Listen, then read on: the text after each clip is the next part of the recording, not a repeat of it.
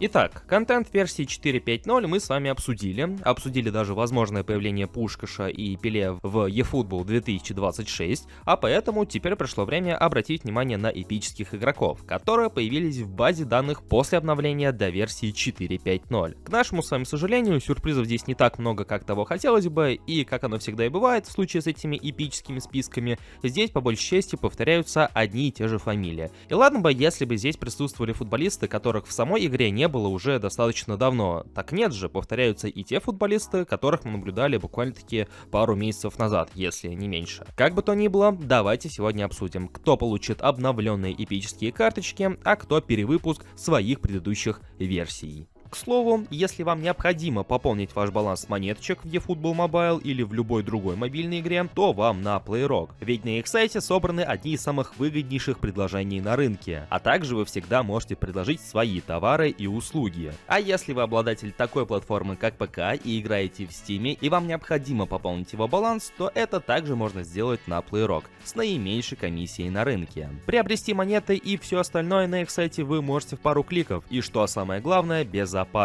И также в связи с обновлением сайта и добавлением возможности пополнения на PlayRock вашего Steam аккаунта, они разыгрывают целый игровой ПК. Условия для участия крайне простые, а именно подписаться на их телеграм-канал, нажать на кнопку «Участвовать» и ждать результатов конкурса, которые будут 27 числа. Все это и не только вы сможете найти по ссылке в описании и в закрепленном комментарии. Ну так, о чем это я?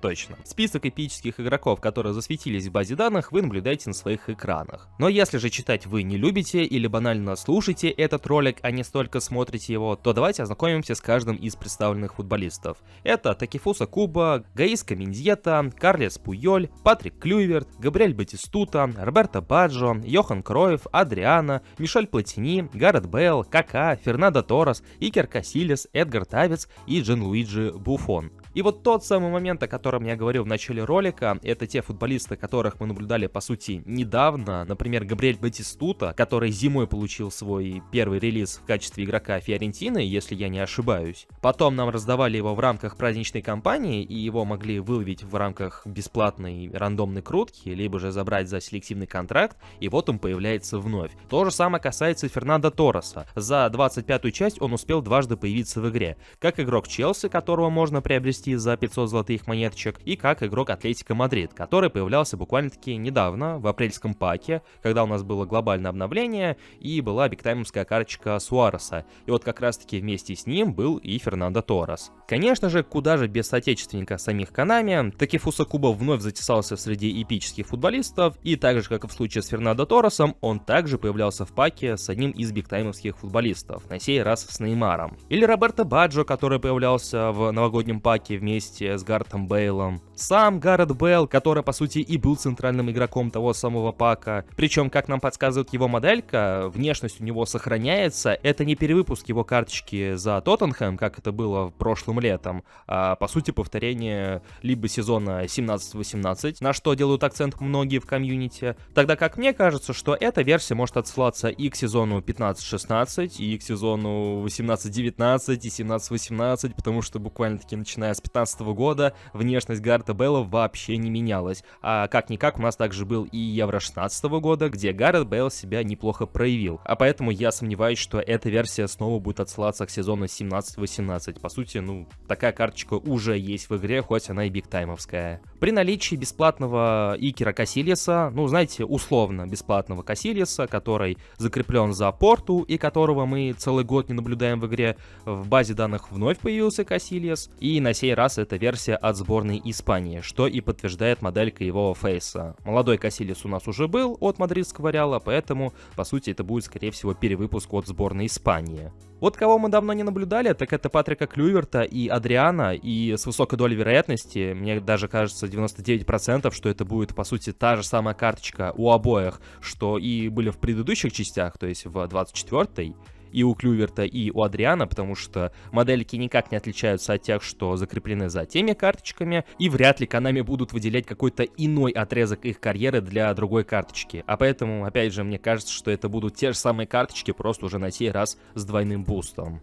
Карлес Пуйоль, так же как и Касильес, скорее всего будет именно от сборной Испании, поскольку в качестве игрока Барселоны он появлялся в одном из зимних паков, по-моему, перед Новым годом. Тогда как раз-таки был завоз в базу данных, и Пуйоль тогда там как раз-таки фигурировал. Поэтому если он получит релиз до 26-й части, то, скорее всего, это также будет от сборной Испании. Про Йохана Кройфа и Кака сказать также тяжело, потому что Кака, например, по-моему, давненько не появлялся в игре и может появиться как от мадридского Реала, так и от сборной Бразилии, в принципе, тогда как Йохан Кройф последний раз появлялся от Аякса, его молодая версия, и поэтому трудно сказать наверняка, будет ли эта версия от Барселоны или же от сборной Голландии. И, по сути, чуть ли не единственный игрок, который обзавелся новой, уникальной моделькой, отличительной от предыдущей эпической карточки, это, конечно же, Джанлуиджи Буффон, и, наверное, это самая ожидаемая карточка, которую мы могли себе представить, поскольку, когда выходила его еще первая эпическая карточка за Ювентус, многие говорили, что не стоит тратить время и деньги на эту версию, потому что, если договоренность с Буффоном есть, то наверняка появится и карточка от 2006 года, с чемпионата мира. И, по сути, тогда люди оказались правы, поскольку новая моделька Джанлуиджи Буффона как раз-таки отсылает на чемпионат мира 2006 года за сборную Италии. Наверное, одна из самых праймовых версий Джанлуиджи за все его время карьеры.